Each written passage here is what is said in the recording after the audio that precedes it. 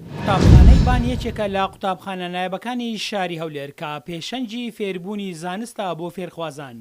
بان جیاوازی لە نێوان وانەکان ناکات، گرنگی تایبەت بە وانەی وەرزش دەدات لە قوتابخانە، بۆیە قوتابەکانیش بە پەرۆشی وانەی وەرزشن، چونکە وەرزش لە شولارێکی تەندروست و بەهێزت پێ دەبەخشێت.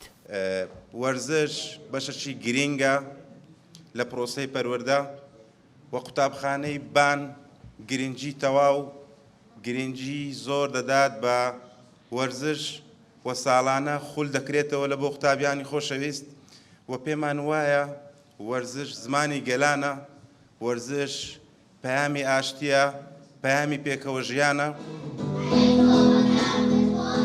بان وەکو پیشەی هەمیشەی ساڵانە لە یەکێک لە چاڵەکیەکانی کردنەوەی خولە بۆ قوتابیەکان و هاوپۆلەکان تا بتوانن لەوانەی وەرزشی ڕکابەری یەکتر بکەن بۆ بەدەستێنانی ناسناوی قوتابخانەکەیان لە وەرزشدا لە ڕێوڕسمێکی تایبەت کە شایستە و لایەق بێت بە ناوی قوتابخانەکە لە مەراسیمەکەدا چەندین کەسایەتی جیاواز دەردەکەون کە لاوێنەکان و دیمەنەکان بەرچاو دەکەون.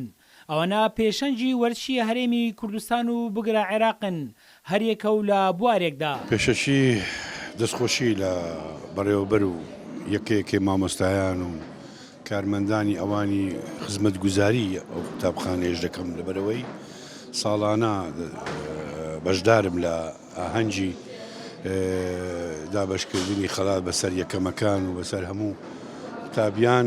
ئەوە جێگای فەخر و شانازیە بۆ ما کە دەبینم لەو قوتابخانەیە احتیمامێکی زۆر بە تۆپی پێ دەدەن.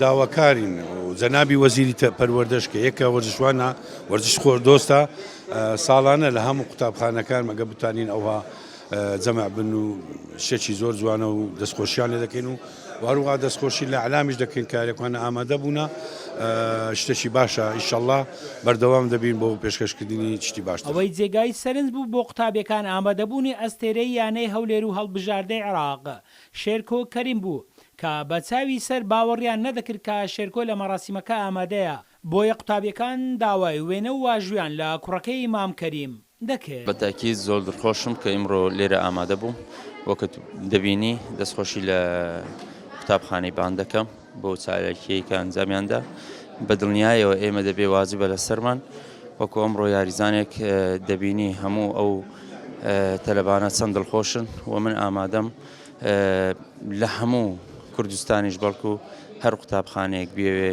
ئەمن ئەگەر بە جۆری کات حەز دەکەم بیان بینم، حەز دەکەم نەسیحەتیان کەم، حەز دەکەم چاوم بەو منداڵە جوانانە بکەوێت کە دەبینی چەند دڵخۆشن ئێستا و دیسان سوپاسی قوتابخانەی بان دەکەم و ئینشاءالله لە داهاتوێکی دیکە پیان شاد دەبمەوە. لە مەراسیمەکەدا مەدالیای ڕێزلێنان و باشترینەکان و چەند خەڵاتێکی تایبەت و ناسناوی خولەکە لەلایەن ئامادەبوون بەسەر قوتابیان دابەشکرا.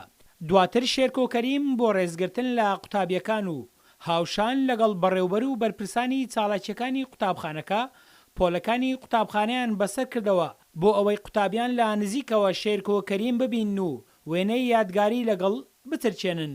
قوتابخانەی بانی ناحوکمی لە ساڵی 2017 دا مزراوە و لە سەر ئاستی هەولێر یەکێکە لە قوتابخانە پێشەنگەکان.